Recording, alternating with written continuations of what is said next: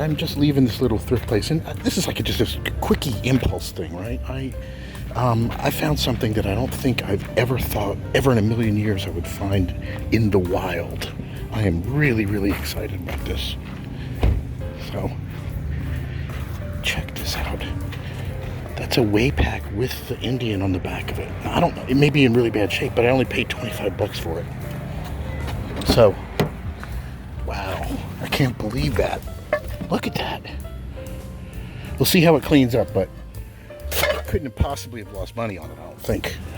So here I am back from a little impromptu spontaneous trip. I needed to get out of the house, so I poked my head over in the usual local haunts that I check out, including this flea market. And I saw this sticking out, and I saw that handle, and I'm like, ooh, ooh, ooh, ooh, ooh.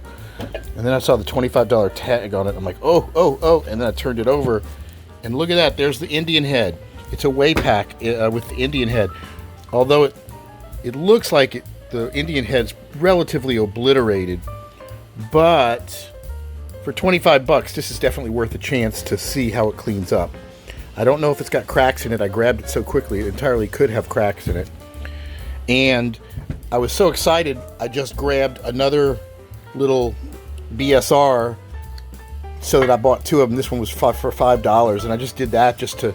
normally I would haggle with these people, but I didn't want anybody getting a closer look at this thing in case they realized what it was. So I just paid the listed price and took these two away for $30. So we'll see if I made a good deal with this way pack with the Indian head on the bottom of it. It could be completely obliterated from sulfur pitting, but we'll find out. So we're going to stay tuned for that. And then I just picked up another neat old Red Mountain, number 3. With an interesting marking, 3G1 period on the bottom of it, which is kind of neat. So I don't know, I'm pretty sure it's just your basic BSR Red Mountain number 3, but I like those markings, and it was $5, so I'll clean that one up too. I just noticed today I basically picked up 2 BSR number 3s, and you can see the difference between the Red Mountain and the Century series as evidenced on these. See how it's the thin lid is thinner and it's thicker on this? Pour spouts are a little bit, I think the Red Mountain pour spouts are supposed to be a little bigger. So some people might argue this could be one of these intermediate pieces where they were using the DISA machines with some Red Mountain molds. Hard to tell, but they're basically both BSRs, you can see from the handle, but on the Century series they'll have a font in there that says number 3, 6 1/4 inches, and this just has the size number 3G1 and the mold number on it. So there's a good example of the difference between them. This is the older one and this is the newer version right there. By the way, as I'm getting ready to throw this in the e-tank, I pulled off the price tag. It says $25, and I thought it said way pack, like they had identified it, but it actually says Wayne. So this is Wayne's consignment over there. I thought, oh, maybe they know what they have, but there was a couple other modern lodges that were this size that had $25 too, so I figured they didn't really realize what they had. But it remains to be seen what kind of condition it's in. There's a possibility there could be a crack. I see something suspicious right there. You see that? And I'm worried about that.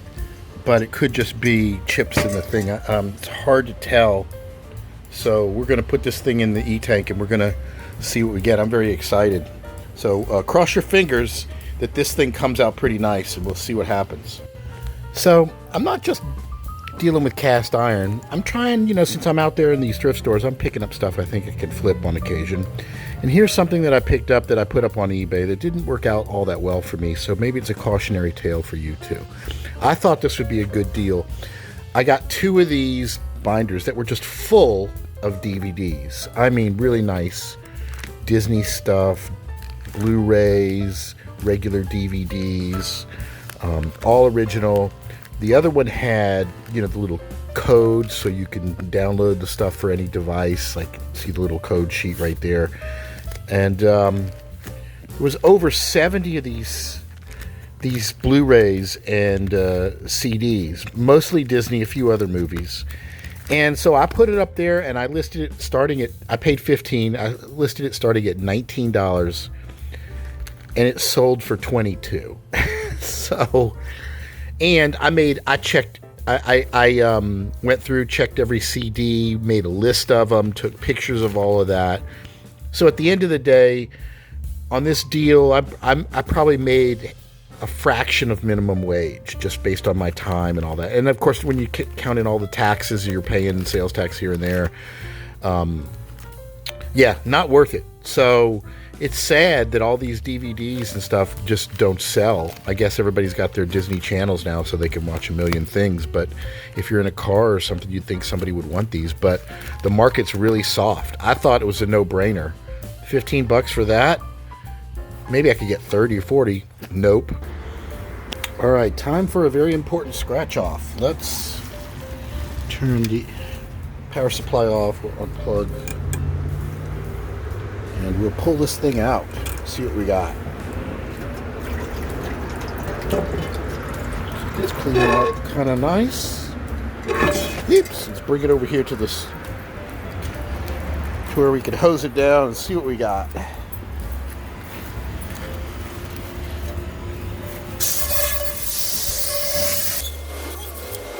A number 7, very cool. I think this might be rarer than a number 8. Oh, there's a lot of sulfur pitting. That poor Indian. He's not looking all that great, is he? But he's there. You can see him. It's a way pack. There's the Indian. But he's not very crisp, is he? This is a real pan that's been actually used. Looks like it's in great shape though. But that Indian on the back is not well defined. We'll have to see. I'll clean it more. All right, this is from the How Crazy Am I department. So, as you might know, sometimes I grab stuff off of eBay. There are often pretty rare things that I just can't find locally, or that I want to kind of have some marquee pieces for myself or for the booth that I'm doing. And here's something that I really want, but I would normally not be able to spend regular market value. This is a Griswold number 14 slant logo with the heat ring. This is a beautiful pan, not this particular one, but I really want to get a number 14 Griswold. I don't have anything. The biggest I have is a number 11, but I just can't afford to pay market value for them. So this is one that's all completely messed up. Current high bid is $305. It's going to end in less than a day. I was thinking of sniping this at about $411. And I've been going back and forth about whether or not this is a smart idea or not. If you've watched some of the previous episodes of me trying to restore some of these heavily rusted pans, you know that it's really hit or miss. This could be surface rust, or it could be really, really bad. So let's take a look. Let's see what we can learn from this particular ad and just see. So we'll pop it up here.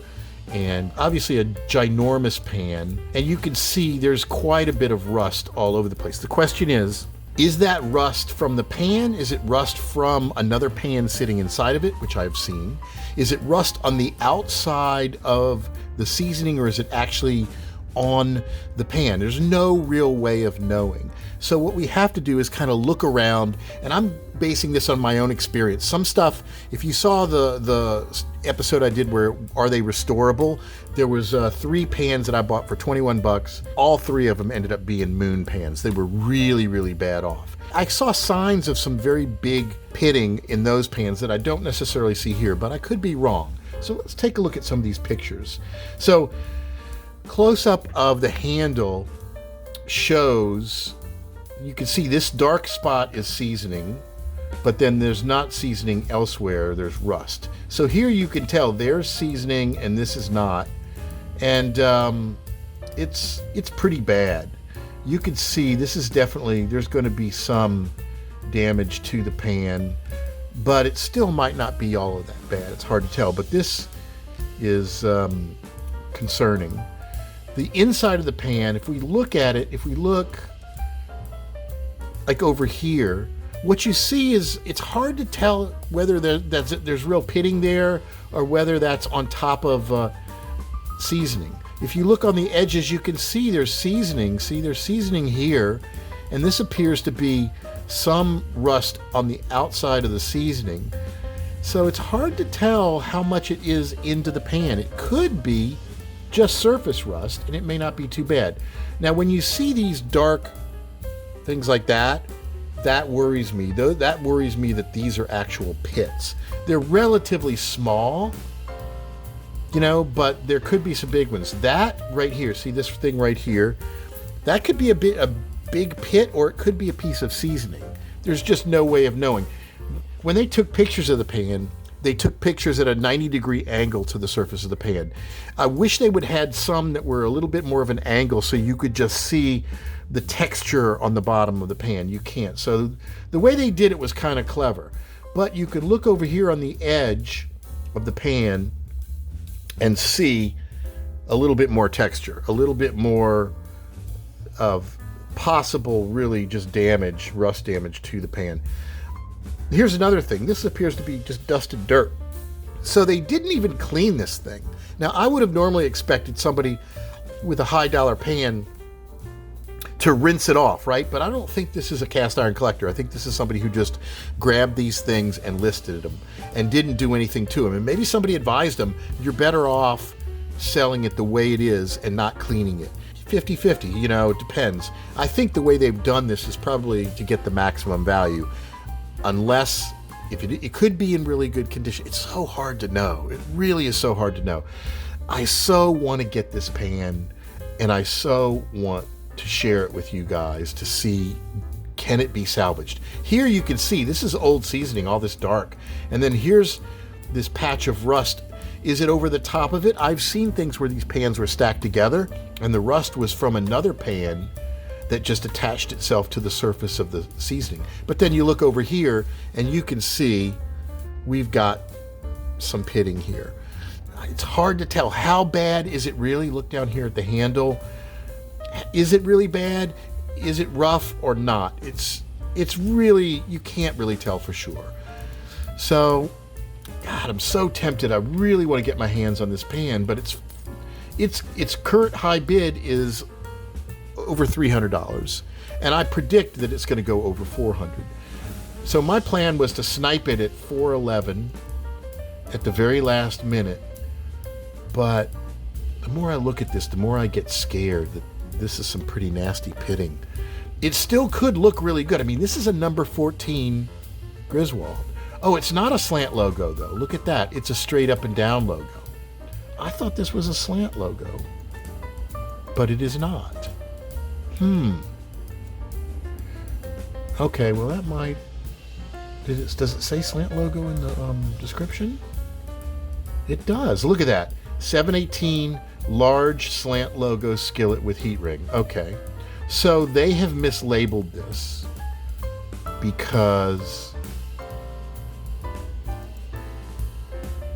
that kind of could pass as a slant logo, but the other one, that's not a slant logo. That is not in italics. So they've already misrepresented what this is.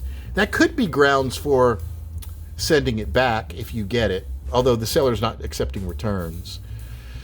So,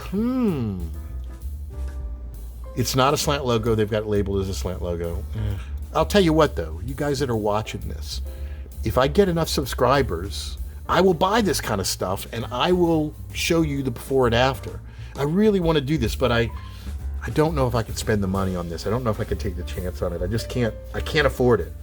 But if you want to make my channel a little bit more popular, I mean, I don't make any notable money, but if I could get on that path to where I had enough subscribers, I would be grabbing all kinds of crazy stuff like this just to share with you, because I think that's really the only way I'm going to be able to subsidize my hobby is if I get enough views. I don't think reselling these pans is going to do it for me. But if you're watching this and you're not a subscriber, please subscribe and we can have some fun with this. I would love to be able to take a chance on something like this and see whether or not it comes out. So you can help. I want to thank everybody for tuning in and enjoying the video series and supporting me thus far by subscribing and clicking like and all of that. And if you want to catch me on TikTok, sometimes I have previews of what I'm working on that I haven't published lately. That's at TikTok/@Wisdom Studio. And if you're on Facebook, look up the group Vintage Cast Iron Hunting, Restoration, Identification, and Sales. And until next time,